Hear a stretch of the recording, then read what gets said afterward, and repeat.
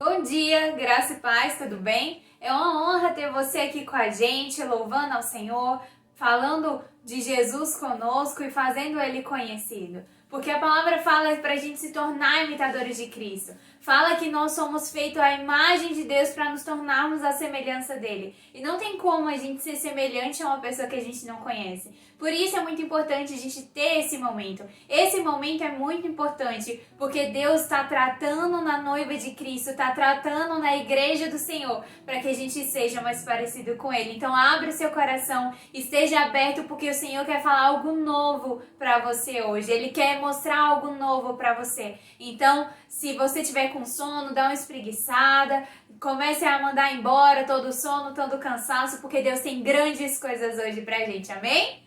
E o tema de hoje é: por trás de um grande discípulo há um grande líder. Aquele ditado que tem: por trás de um grande homem há uma grande mulher. Só que isso equivale a tudo. Por trás de um grande discípulo há um grande líder. Porque não tem como ter um grande discípulo se não tiver um grande líder. Porque é o líder que ensina, é o líder que faz a pessoa crescer, é o líder que aponta o caminho. E hoje, primeiramente, a gente vai falar do grande discípulo da Bíblia, do maior discípulo da Bíblia. Quem acha que foi Pedro, levanta a mão. Quem acha que foi Paulo? Quem acha que foi João? Quem acha que foi outro discípulo?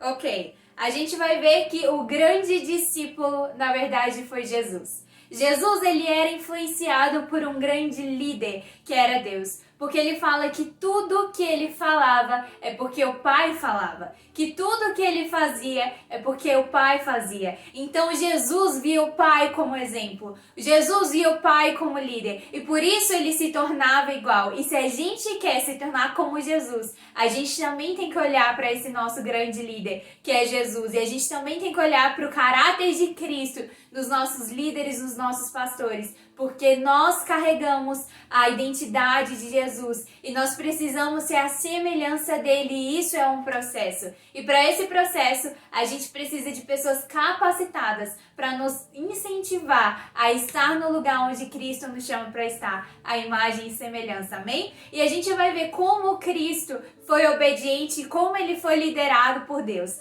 amém? Abra comigo em Romanos capítulo 3. Romanos, ele vem Mateus, Marcos, Lucas, João, Atos, Romanos. Romanos, capítulo 3.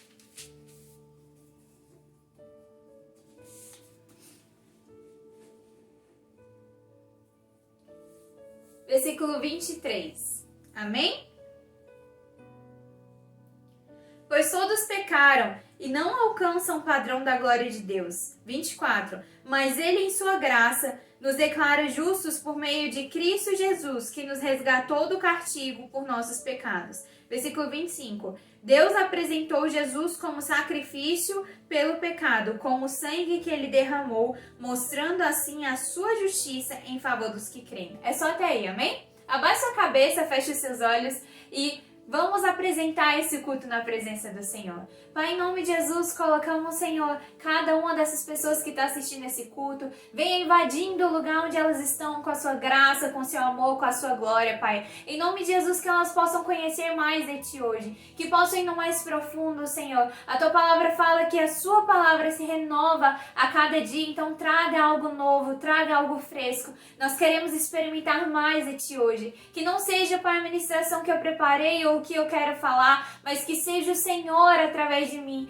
E Pai, em nome de Jesus, forme em nós, Senhor, esse caráter de Cristo. Forme em nós, Senhor, o caráter de discípulos obedientes, dependentes de Ti, Senhor. Em nome de Jesus, que venhamos ser mais parecidos contigo hoje e para sempre, Senhor. E que essa palavra não seja só mais uma palavra, mas que ela possa ser como uma flecha em nosso coração, que venha, Senhor, está na nossa mente, no nosso coração, Senhor, remoendo dentro de nós, Senhor, por toda a semana, por toda a nossa vida, e que não venhamos ser só ouvintes, mas venhamos praticar, Senhor. Então nos dê a revelação da Tua palavra, Senhor. Não queremos só conhecimento, mas queremos a Sua revelação. Então mostra-nos, Senhor, revela-nos, Pai. É isso que nós pedimos em nome do Senhor Jesus. Amém, amém? Então vamos ler de novo. Romanos capítulo 3, versículo 23, amém? Pois todos pecaram e não alcançam o padrão da glória de Deus. 24. Mas ele, em sua graça, nos declara justos por meio de Cristo Jesus, que nos resgatou do castigo por nossos pecados. 25. Deus apresentou Jesus como sacrifício pelo pecado, com o sangue que ele derramou, mostrando assim a sua justiça em favor dos que creem. Só até aí, amém? Então aqui Paulo, ele está falando sobre um problema que Deus teve que resolver. Deus criou os céus e a terra e criou um grande jardim, criou o homem e a mulher para estar ali tendo comunhão com Deus. Só que o pecado ele veio e rompeu essa comunhão. O pecado ele veio e defraudou toda a natureza divina que nós tínhamos em nós. Nós éramos a imagem e semelhança de Deus e nós estávamos caminhando para ter mais relacionamento íntimo, para cada vez estarmos mais parecidos com Cristo. Mas o pecado, ele nos afastou de Deus. E Deus, ele é muito santo e ele abomina o pecado. Então, o pecado rompeu o nosso relacionamento com Deus e deixamos de ser amigos de Deus e nos tornamos inimigos, porque nós fazíamos coisas que não agradavam a Deus, porque o pecado é abominável ao Senhor. E nos tornamos inimigos. E Deus, ele queria ter novamente a humanidade de volta. E Deus colocou a lei, Deus colocou os profetas, Deus chamou ao arrependimento o povo, só que por mais que eles se esforçassem, nada na natureza humana é capaz de reatar o nosso relacionamento com Deus. Então eles tinham um problema ali. E como eles iam resolver? Deus, ele virou para Jesus e falou: ei, você vai se entregar e você vai pagar o preço do pecado, porque em Romanos 6:23 fala que o salário do pecado é a morte. E se eu e você nós pecamos, nós merecíamos a morte. Mas como Jesus veio e morreu naquela cruz e ressuscitou ao terceiro dia, ali pagando o meu pecado, o seu pecado. Jesus, ele não tinha nenhum pecado. Ele não estava ali pagando o que era dele, ele estava ali pagando o meu pecado, o seu pecado, para que a gente pudesse ter vida, para que a gente pudesse nos achegar novamente a Deus e ter um relacionamento com ele novamente. Então ali Deus viu o problema e trouxe Jesus como livramento, e ali ele nos deu perdão, porque todo aquele que nele crê, todo aquele que crê em Jesus, ele pode ter a vida eterna. É o que fala em João 3,16. Fala que porque Deus amou o mundo de tal maneira que deu o seu Filho unigênito, para que todo aquele que nele crê não pereça, mas tenha a vida eterna.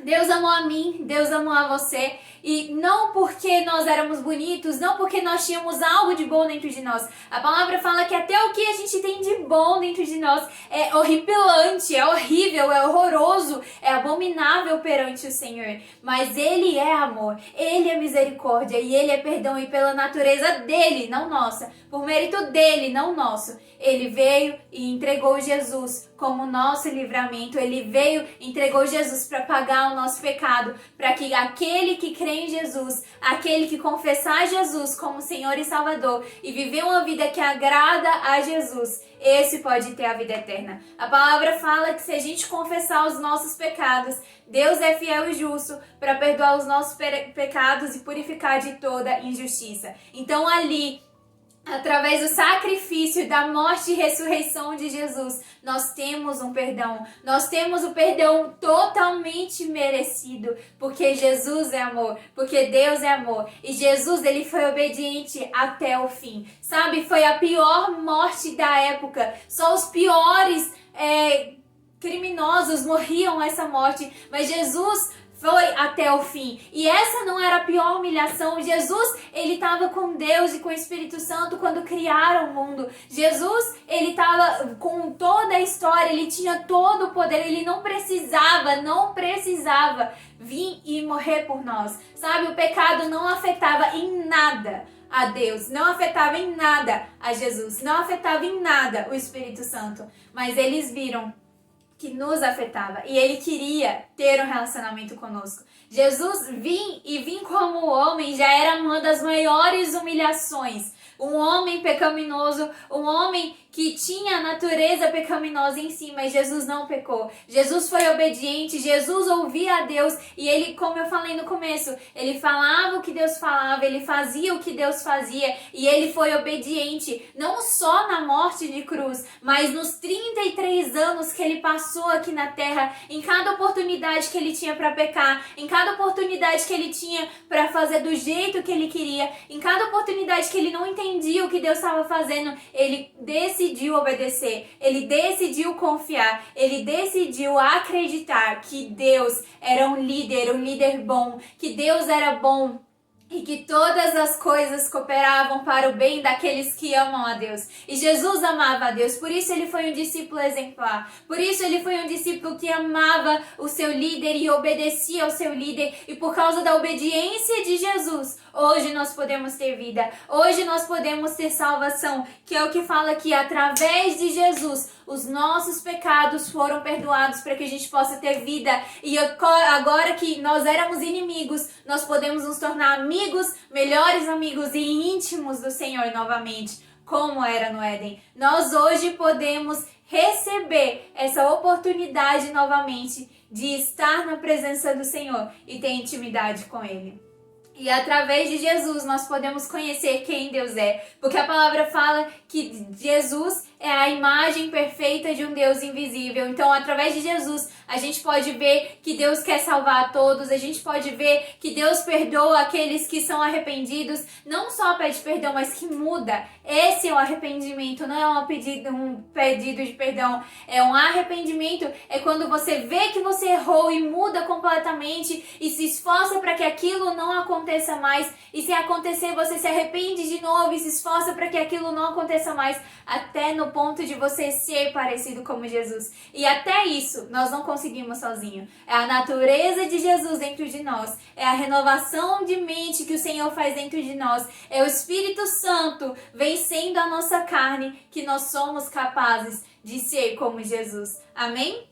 Então nós só somos capazes de ser como Jesus, nós só somos capazes de ser discípulos porque Jesus foi um discípulo, porque Jesus foi obediente, porque Jesus acreditou no seu líder. Amém? E a gente vai ver agora em 2 Timóteo, capítulo 3, qual é a função da Bíblia? Para que a Bíblia existe? Para que Deus deixou a Bíblia aqui? Amém? 2 Timóteo. Você vai passar, está em Romanos, vai passar 1 Coríntios, 2 Coríntios, Gálatas, Efésios, Filipenses, Colossenses, Tessalonicenses, 2 Tessalonicenses, 1 Timóteo, 2 Timóteo, capítulo 3, versículo 16 e 17.